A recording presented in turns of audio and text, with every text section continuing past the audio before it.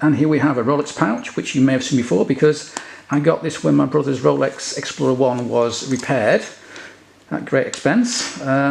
It cost only £1,000 to repair this thing when he managed to drop it a few months ago on a concrete floor, and that broke the crystal, damaged the hands, damaged the dial, and required a full service as well. So all that came to almost £1,000. That wasn't that long ago, and guess what? He's broken it again. This time not quite as bad, because what's happened here is he's managed to knock off this clip, this sort of safety clip, which is part of the clasp. Oops.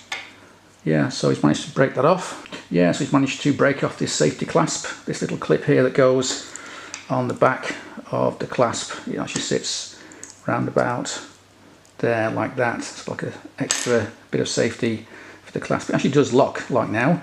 It still works, but obviously you don't wear it when it's not fully secure. And it seems like he was playing with Barney the Golden Retriever, that's our dog, and Barney managed to get his teeth in there and force it off. It was actually a bit loose for a few days, and now finally it's actually come off. And it seems like there's a sort of pin here, a little bracelet type pin, which is sprung, which keeps this thing in place. So I'm not quite sure what's happened there, whether it's bent it or this has been bent. I need to do a bit of checking first. I'll get my loop out and a magnifying glass and see what's been going on. I hope it doesn't have to go back to Rolex, or at least to a repair place, but we'll see.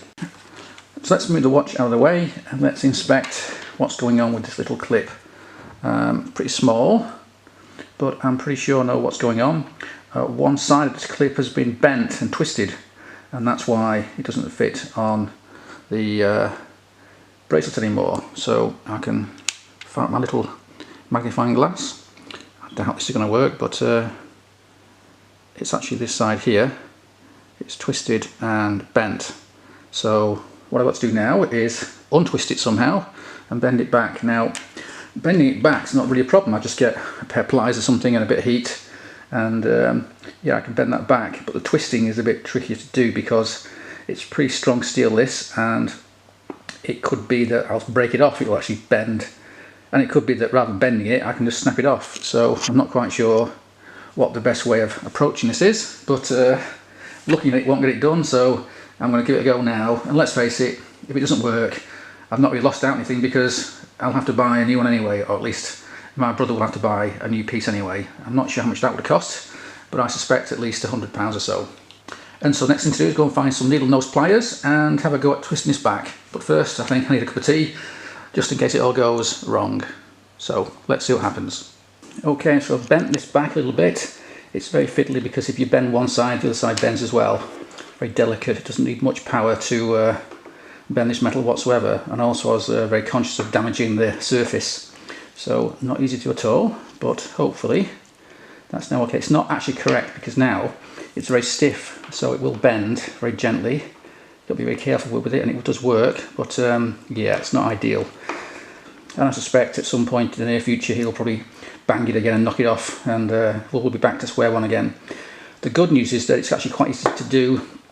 There's a spring pin in here, and that goes into two little hollows either side, so it shouldn't be too difficult just to replace this piece if need be, because as I say, it is pretty much impossible to get it right to repair it. You can push it one way, push it the other, and just end up with a mess. I don't know if you can tell, but there's actually a bend now just here where I was trying to get it right, but it's pretty much impossible without the correct tools, I guess. So I reckon this piece here could well be due for replacement now. If this watch hadn't been serviced just last year, which had lasted a good 5 or 10 years, you just leave it until next service period in a year or two. But as I say, knowing my brother, I suspect this thing will break again because he's a bit heavy-handed, to say the least. So we'll see what happens. But I've done all I can do for now, and I can hand it in back again. If it comes off again, you'll just have to go and take it to a jeweller's and AD and get this piece replaced. Oh well, we can only do so much, so thanks for watching and cheers.